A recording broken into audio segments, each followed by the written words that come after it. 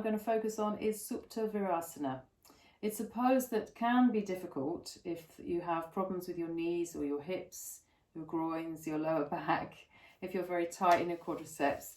So we start the pose by working out what our seated Virasana pose is like, how much height we need, and then we work from there to build the appropriate platform to lie back on. So I'm going to show you Virasana first, just to remind you. So this is the shape of the pose as such, but obviously my buttocks are on my heels at the moment, and the idea is to get the buttocks to the floor. So you can take supports that go between the feet, and it's really important to get these in the right place. So I'm going to turn around and show you from the back. So when you take your feet apart, you have to make sure that you draw the calf muscle back and out to the side like that, and that your feet are going straight back. So the whole length of that shin bone and ankle and tops of the toes are pressing into the floor. So you go back, having adjusted the calf muscle, and then you sit on your lift like that. And you always make sure that the lift is just between the feet and not coming up underneath the thighs. That's really important for the balance of the pose to be done properly. So if I show you that from the front, the feet are gripping the blocks. I'm drawing that calf muscle back, so you can see there at the side. I'm taking that thumb in, drawing the calf back, turning the thigh, outer thigh, outwards, so that when you sit down, the back of the thigh releases down, and then the feet should go straight back. You can just about see the knees there.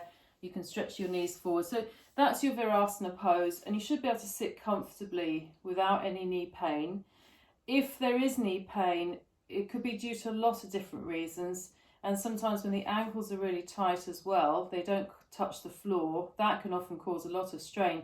So I would direct you to have a rolled blanket underneath your ankle bones at that point, if that was you. And some people have very sensitive feet, all kinds of things go on, but this really is a video just to show you the shape, the basic shape, and then in class we'll work towards some of those more problem areas. So this is Virasana, and if you can sit comfortably on one block or on the floor, then that gives you an idea of how much height you need to sit on, to lie back on. So for example, if I'm sitting on one block at the moment quite nicely, so I would have a platform that starts with that much height, and then we build on top of that. So this is basically floor level, all right? All will be revealed in a moment, I'll show you. So say this is my starting platform, because I know that I can sit in Virasana on one block. So this is my floor level, basically. Then I need to put another lift on top to support the back when I'm lying back. So I'm just going to move that back a little bit and take this bolster. So that's going to go on top like that. So that's what I'm going to lie back on. And I can also have a blanket support for the head. And that will be ready, folded, ready to lie back on. So with one block and one bolster height, I can pretty much sit down without any support, because I want to be able to move the buttocks forward slightly. So I'm doing that same process. Got my feet wider than my hips. I haven't got my feet touching the blocks or the bolster, but as I lie back, I want to have a little bit of a gap between the back of the hip and the edge of the bolster, and I'm pushing that bolster down. My buttocks aren't quite touching the floor, but that's okay, because as I lie back, they will start, the back of the buttocks will start to descend, and you're moving that buttock flesh towards the backs of the thighs, drawing the front hip bones towards the lower abdomen, and trying to press the shins down all the way to the kneecap, okay, all the way to the top of the knee. And then from here you can relax the arms, or you can take the arms over and fold the elbows. So that's the basic shape. Now some of you, when you go to sit, you'll be on a lot higher lift. So if you had to sit in Virasana on 2 foam blocks, you'd then have to lift this height up again either by putting another 2 blocks underneath the bolster, or if you have a second bolster or some more cushions, then you place that on top. So it looks very, very high, you know, and sometimes people get a bit embarrassed with how much height they have, but it really doesn't matter. It's about being comfortable. And so here I've got 2 bolsters. It would make sense to have something under the buttocks now, rather than trying to sit down and go back to that much height.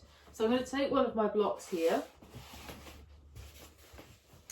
put it this way around, so it's not coming lengthwise this way, it's side on. So my feet are going to go here. I'm going to take some extra support again for the head. If this was a much longer bolster, I could probably put something underneath the end of the bolster as well to stop it from dropping down.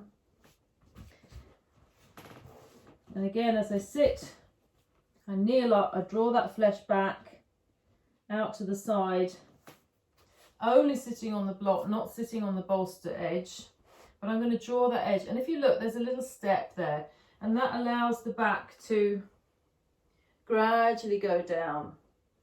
In fact, I can pull that in a little bit more, like that. So this part of the back is hitting the bottom bolster, this part of the back is hitting the top bolster, and then I'm able to support myself. Now, if you look, the arms are quite low now, so probably some of you, I've suggested this before, if you have some more blocks underneath your elbows, that would be a much better position to have, rather than drawing the arms down, because that can create a little bit of over stretch in the neck. So for you guys on a higher lift, definitely have your elbows supported as well on the same level. Okay, so that's just another option. Now, the final option I'm going to show you, and this is really good for both the seated version and the lying down version if you have problems, is using a chair. So you can use any chair, but it's best to use a chair that's sturdy, or you can fix it against the wall like that. And I'm going to get my second mat, because what I'd like to make sure is that I don't slide off this chair. And I need 2 bolsters. You can use cushions, you can use blocks with a blanket on top, but just for ease of demonstration, I'm just going to show you this, and you can, you know, find equivalent equipment at home, I'm sure, sofa cushions or pillows. And you sit on the edge of the chair, right on the edge, and wriggle until your buttocks are just, the buttock bones are on the chair, but not your thighs. And then you can drop your knees down. And if you look, the toes are going straight back. The shin bones are pressing, the top of the shin bones pressing down. So I can get that extension through the front thighs. The calf muscles are not bothered at all. And as I draw myself up, I can sit up, or, let's get that in the right place, I can even go back. It's really rather nice. And you can take your arms down, you can hold here and roll those shoulders back, or you could take the arms up and actually rest the arms on the wall and do a very nice modified Supta Virasana that way. And I'm still getting that feeling of opening across the groins and extensions from the 2 sides of the pelvic plate up towards the chest there. Okay, now the important thing about this pose, there is a lot of effort required. You know, you might feel that the back stretches, the front thighs definitely will feel a lot of stretch, front groins. If there's any pain in the knees, you need to modify, you need to adjust. Don't tolerate pain in your knees. If there's pain in the ankles, check that the feet are going straight back and that you have the roll blanket under the feet. I'll just show you that as well. Because often people, what they do is either they sit in Virasana or they lie back in Virasana, and their ankles don't go down because they've got these very high arches, or they've got very, very tight lower leg muscles. So you take a rolled blanket, make a nice pad, nice compact roll. You have to put that underneath whatever you're sitting on. So what you do is you place the ankle bones on top of the roll like that, so it fills that gap. And then as you sit down, you put your lift underneath your buttocks again, so it's on top of the blanket roll, because the lift is in between the ankles like that. And then you can extend the shins forwards, the feet are not under any pressure, then the ankle bones can relax and you can stay in the pose without suffering. And the other thing is also, sometimes people have delicate feet, they're very thin flesh on the feet, so the bones dig into the floor, and you see people doing the pose like this with their toes on the blanket. Well, that creates an imbalance, because now the feet are higher, so it actually puts a little bit more pressure in the knees, so it's not that comfortable. So if you're going to support your feet, because you don't like your feet pressing into the floor, make your blanket or your mat the whole length of the shin bone like that, so the whole shin bone is supported, the tops of the feet as well. Okay, so I hope that helps you with your Supta Virasana next time we bring it up in class, and with your Virasana pose. See you next time.